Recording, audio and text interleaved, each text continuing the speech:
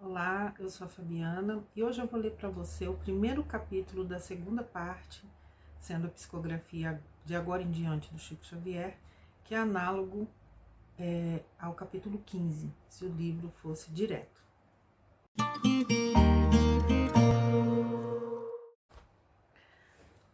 Quase 5 da manhã, quando nos vimos na intimidade dos Nogueiras, a casa jazia quieta, peças mudas, silêncio.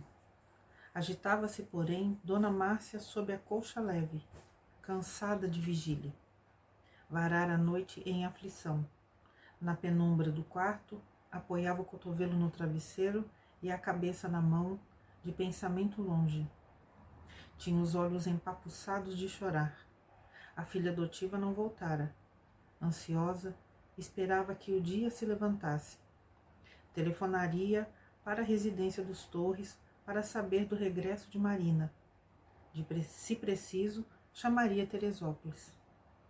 Queria comunicar-se com alguém. Desentranhar-se. Sentia medo, o coração palpitava catástrofe. Consultei-a mentalmente procurando notícias de Cláudio. Alcancei-lhe a resposta inarticulada. Supondo reconsiderar os sucessos da noite, passou a lembrar-lhe o retorno, horas antes, totalmente embriagado. Chegara tateando paredes, esbarrando com os móveis. Inferira que ele tentara afogar o remorso em copásios de uísque. Ouvira-lhe os vômitos, escutara-lhe as descomposturas à porta, mas trancara-se precavida. Carraspana e ressaca, rematando a criminosa aventura. Não desejava cenas. Súbito, quebrou a linha de reflexões em que penetrara. Repeliu-me a influência, convicta de estar reafirmando para si mesma que atingira o ponto final da tolerância. Nada mais com Cláudio. Convertera a mágoa em nojo. Aspirava a nova atitude. Suspirava por desquitar-se, fugir. Deixamo-la engolfada nas alegações negativas, buscando o aposento dos fundos. Nogueira aí se despejara em cama de solteiro, completamente equipado, sem alijar nem mesmo o paletó. Estirava-se de lado, a expelir saliva grossa pelo canto da boca, ressonando tranquilo, e com ele, o vampirizador, relaxado sob os efeitos do álcool, ambos largados, embrutecidos. Demorava-me na inspeção quando a campainha do telefone retiniu. Com certeza, irmão Félix obtivera meios de abrir-me alguma porta, a fim de que me fosse possível atuar favoravelmente. Imprescindível atacar o problema, advogar a proteção de que fora incumbido. Tornei à sala. Dona Márcia em baby-doll punha o fone ao ouvido, carregada de escuros pressentimentos. A voz de um homem simples repontou ao auscultador. Estou falando com o senhor Cláudio Nogueira? Na casa dele. Ele está? Dona Márcia reconhecia de todo impraticável o ensaio de qualquer conversação com o esposo, escornado àquela hora, e respondeu positiva. Não, não está. Quero falar com ele ou com a madama. A interlocutora, experiente demais em trotes e adestrada no jogo das conveniências sociais, pressupôs estar em contato com algum novo despropósito do marido e indagou prudente. Com quem estou falando? Com Zeca, lixeiro. Estou em Copacabana. Preciso dar notícia de um desastre. Que desastre? A senhora é a dona da casa? Não sou, mas trabalho aqui. Sou empregada. Dona Márcia receava cair em complicações na hipótese de transpor as raias do anonimato, e à vista disso, antes que o desconhecido revidasse, acrescentou: os patrões estão ausentes, mas posso dar o recado. Olhe, gaguejou o informante. O caso é com Dona Marita, a moça da loja. Que há? Diga, por favor, que há? A senhora Nogueira sentiu-se traspassada de angústia, enquanto de minha parte concluía que Félix angariara o concurso de um lixeiro prestimoso para transmitir a notícia, preparando o terreno que me cabia encaminhar ao plantio da compaixão.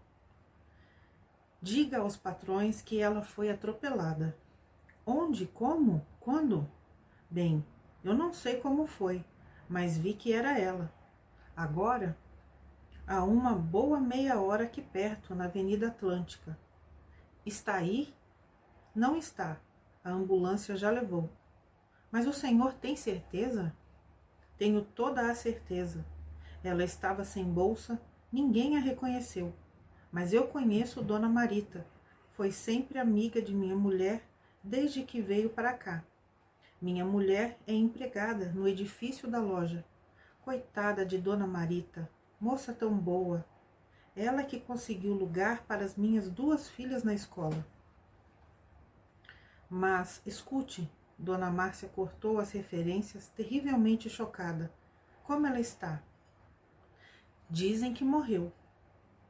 Embora calejada contra as emoções, a esposa de Cláudio abandonou o fone e afastou-se pálida. Arremessou-se à cama e agarrou a própria cabeça entre as mãos, julgando enlouquecer. Morta, Marita morta, refletiu atribulada. Recordou o ultraje que a pobre menina experimentara naquela noite que o dia nascente esfumara, qual se expulsasse um pesadelo, e a mente divagou. Aracélia, a servidora e amiga. 20 anos antes, o suicídio. E agora, a filha na mesma tragédia com o mesmo homem. De certo, Marita, envergonhada, procurara a morte, inexperiente, sucumbira. Ajustava argumentos por dedução. Crescina falara-lhe do encontro com Gilberto. No entanto, apanhara Cláudio em desconcerto flagrante. Tudo indicava a intromissão dele em algum arranjo dos jovens, para infligir à filha o imperdoável insulto. Indubitavelmente, a desventurada menina preferira morrer. Nesse entretempo intervim. Assimilei-lhe os pensamentos de simpatia e fi-la meditar nas tribulações de Marita dentro da noite, esforçando-se por incliná-la à compaixão. Largasse o marasmo, sacudisse Cláudio, chamasse, implorasse. Se o marido não estivesse em condições de compreendê-la, que ela própria saísse à rua, procurasse a moça, telefonasse à polícia, refletisse nela como sendo sua própria filha, corresse ao pronto-socorro da Zona Sul, inquirisse funcionários, ouvisse médicos, visitasse a moça. Alguém auxiliaria, encontraria a criatura que a providência divina lhe pusera nas mãos. Quem saberia? Talvez que ela ainda estivesse nas raias do fim, a esperar-lhe as mãos piedosas, como quem aguarda uma bênção. Dona Márcia ouviu mentalmente. Ao recolher-me as sugestões, imaginou a filha estendida no necrotério, comoveu-se e chorou. Entretanto, a senhora Nogueira não era pessoa que renunciasse a peso e medida em matéria de questões sociais e domésticas. Reagiu para logo, crendo-se piegas. Não queria fundar-se em sentimentalismos, confessou, na suposição de que falava consigo mesma. Era necessário sopesar prós e contras. Do pesar ao cálculo, mediaram apenas alguns instantes. Efetivamente, lastimava Marita e enojava-se de Cláudio, monologou. Todavia, era mãe. Nada de aliar-se ao destino da filha. Marina aprumava-se. Os Torres eram ricos, talvez riquíssimos. Ambas as moças disputavam Gilberto. Afinal, a morte de Marita surgia por solução. Assim que pudesse chamar o esposo a brios, combinariam plano certo. Levantariam a hipótese de acidente. Inventariam versão plausível.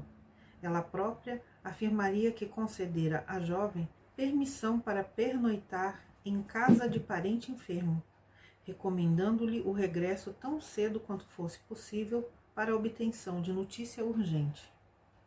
Indispensável maquiar situações, engenhar detalhes. Os chefes da loja, amigos de Marita, se interessariam pelos fatos. A imprensa tomaria atenção. Cabia-lhe preparar-se a fim de facear repórteres e fotógrafos. Pensou no modelo azul com que se apurava na apresentação a funerais e vasculhou a memória para saber onde colocara distraída os óculos escuros. Quando a manhã se adiantasse, despertaria o esposo com vista ao ajuste. Conversariam seriamente. Até lá, fantasiaria a história convinhável ao público em função da felicidade e do futuro de Marina. Se a outra estava morta, para que preocupar-se? Importava-lhe agora a filha, somente a filha. E depois que a filha se casasse, nada de Cláudio. Não se sentia inútil, mas andava cansada de dar no batente, suportando inibições e contrariedades por um esposo que desde muito se lhe fizera detestável. Não se escravizaria. Recebera um convite de Selma, companheira de infância, para negócio que considerava lucrativo na Lapa. Na frente, um café, acompanhado de aperitivos e guloseimas, e nos fundos, quartos de aluguel. Reconhecendo que Dona Márcia se imobilizava mentalmente em digressões esconsas, tornamos a presença de Félix para obtenção de roteiros precisos. Acomodada num leito de emergência, Marita figurava-se em coma. Félix, assistido agora por 2 médicos desencarnados, em serviço na grande instituição socorrista, se mantinha sereno, apesar da tristeza que lhe velava o semblante. Acolheu-me paciente, ouviu-me. De posse das informações de que me fizera mensageiro, recomendou esperá-lo alguns minutos. Sairíamos à cata de reforço. Enquanto isso, auscultei a jovem acidentada que jazia inconsciente em terrível depressão. Escassas reações dos centros nervosos, anoxemia, sensíveis alterações dos capilares, lesões no peritônio. Os esfíncteres descontrolados davam passagem a líquidos e excrementos que empastavam a veste. Félix mobilizou as providências cabíveis e rogou aos colegas desencarnados nos substituíssem por instantes.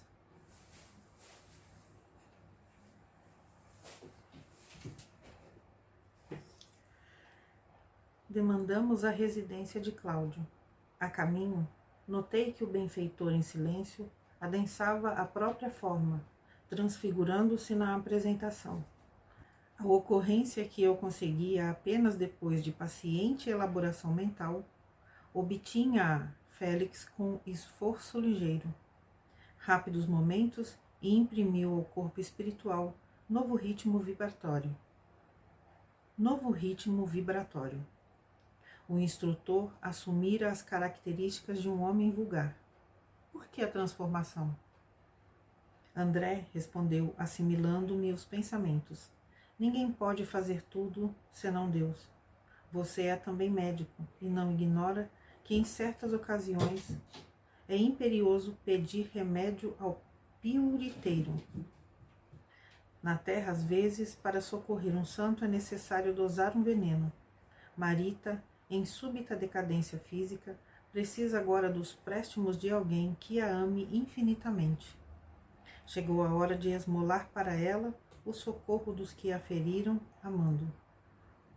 A voz do amigo carregava-se de pesar. Contudo, não nos era possível comentar a filosofia que enunciava, de vez que atingíramos o prédio em que se dependurava o ninho dos Nogueiras.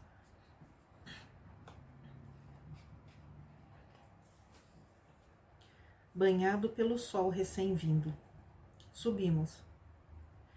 Qual aconteceu comigo na véspera, o instrutor bateu a porta semicerrada. Após reiterados chamamentos, Moreira veio atender como qualquer ser humano estremunhado. Não me via por quanto de tempo não dispusera eu para a metamorfose necessária, mas renteando com Félix, desenrolou comprida fieira de insultos que o benfeitor recebeu com humildade. Quando terminou, algo desenchabido pela ausência de qualquer resposta que lhe alimentasse a ira gratuita, Félix comunicou-lhe o acidente. Sabia-o interessado na proteção da moça. Rogava-lhe amparo. Diante da incredulidade com que era acolhido, solicitou-lhe fizesse a gentileza de verificar se a menina amanhecera no lar. Moreira correu ao interior e voltou coçando a cabeça. Sim, atenderia ao apelo, mas não despertaria o dono da casa enquanto não averiguasse a realidade. Carrancudo, ladeou o instrutor sem dizer palavra, do Flamengo ao estabelecimento de socorro público, mas, topando a moça, entregue à miserabilidade orgânica, o peito se lhe explodiu numa torrente de lágrimas semelhante à rocha que se repartisse, de repente, para revelar uma fonte. Rodou sobre os calcanhares e arrancou-se qual flecha. Félix, confortado, explicou que, pelo visto, Cláudio não tardaria, informando-me de que o segundo lhe era lícito ajuizar. Marita conseguira pequena moratória. Mais alguns dias, no corpo amarfanhado, 15 a 20 no máximo. Tempo de meditação, preparo valioso ante a vida espiritual. O cérebro seria protegido, mas não recuperado. Desorganizara-se. Dentro de algumas horas, a moça poderia pensar e ouvir com regularidade, reaver alguns recursos da sensibilidade e enxergar imprecisamente. Entretanto, não mais contaria com o centro da fala. Naquele estado, aditou ele, permaneceria facilmente na esfera física, por muito tempo ainda, mas o peritônio sofrera contusões de efeitos irreversíveis. Não valeriam antibióticos por maior fosse a carga. Ainda assim, sentia-se reconhecido aos supervisores espirituais, que haviam advogado a pequena dilação. As horas finais ser-lhe-iam preciosas. Desfrutaria o ensejo de apontar-se para a renovação, enquanto que Cláudio, Márcia e Marina talvez reconsiderassem caminhos. Arrecadava-lhe o otimismo comovidamente. Transcorridos pouco mais de 50 minutos, Cláudio, seguido por médico que se lhe afeiçoara à família e que conhecia Marita desde muito, deu entrada no posto de assistência. Márcia, sob a pressão de Moreira e interrogada pelo marido, liberara as informações de que dispunha. O facultativo recém-chegado deixou o bancário no vestíbulo para efetuar a inspeção, identificando a menina sem maiores dificuldades. Feito isso, tomou providência junto aos colegas para que a jovem fosse imediatamente transferida para o Hospital Central dos Acidentados, com vistas ao tratamento urgente e minucioso. E depois de ligações telefônicas, no preparo da instalação necessária, determinou as medidas inadiáveis: que limpassem Marita, que se lhe purificasse o ambiente, que mesmo acreditada em coma fosse tratada com o máximo apreço.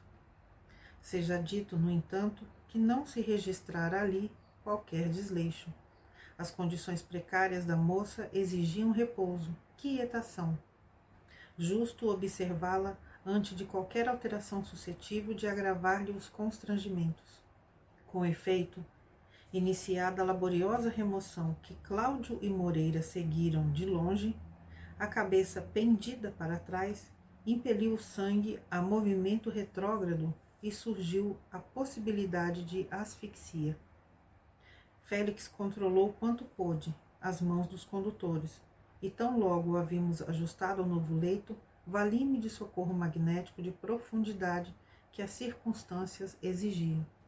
Sentei-me de maneira a guardar aquele corpo abatido em meus braços, envolvendo-o no meu próprio hálito, numa operação que nos permitiremos nomear aqui por adição de força, cujos resultados se destacam surpreendentes quando a criatura retida no envoltório físico se mostra nos últimos lances da resistência. Nesse ínterim, Félix aconselhou que eu me adensasse na apresentação, a fim de que Moreira me enxergasse os exercícios. Conservava a esperança de vê-lo oferecer-se para manter a respiração da moça em boa ordem. Orei, empenhando-me na consecução do objetivo, e quando Nogueira e o acompanhante vararam a porta do quarto em que a administração nos localizara, o vampirizador deitou-me olhar espantadiço. Cambalearam sensibilizados, aflitos. Incoercível emoção me tomou a alma. Cláudio abeirou-se, trêmulo, da filha e rompeu em soluços. Tanto quanto me era dado perceber, aquela hora significava para ele doloroso balanço de consciência. Instintivamente, tornou a infância e a mocidade. Lembrou as leviandades primeiras, e reflexões do passado corporificaram-se na memória, e enfileirou na imaginação os desvarios sexuais das trilhas percorridas. Cada jovem que iludira, cada mulher de cujas fraquezas abusara, repontava-lhe na teia mental como que a lhe perguntarem pela filha que a vida lhe trouxera. Aquele homem que me inspirava sentimentos contraditórios e de quem teria desejado distanciar-me, tocado de aversão, me insuflava agora um enternecimento que somente as lágrimas exprimiam. Perante a enfermeira impressionada, Cláudio ajoelhou-se e com ele pôs-se Moreira genuflexo. Em choro convulsivo, o pai alisou aqueles cabelos despenteados, contemplou a fisionomia de cera que a morte parecia estar modelando, mirou a face e os lábios entumecidos por equimoses, aspirou o ar deteriorado que se lhe exalava dos pulmões e, mergulhando a cabeça nos lençóis, gritou vencido: "Ah, minha filha, minha filha!" Quase no mesmo instante, a fronte de Moreira vergou, como se esmagada de sofrimento. Ambos jaziam ali debruçados, rente aos meus joelhos, com a mesma rendição, dentro da qual Marita se me aconchegava ao regaço. Reconheci que a providência divina, em seus desígnios, não me aproximava unicamente da vítima. Os verdugos também pediam amor. Segurando a moça inerte à altura do peito, afaguei-os com a destra, sustentando-me em prece. E a prece clareava meu pensamento, corrigindo minha visão.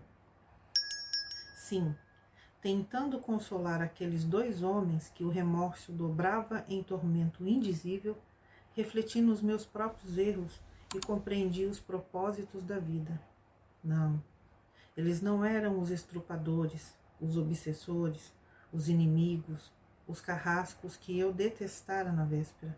Eles eram meus amigos, meus irmãos. Fim do capítulo 15, ou do capítulo 1, né, da segunda parte. Até o próximo vídeo. Tchau, tchau.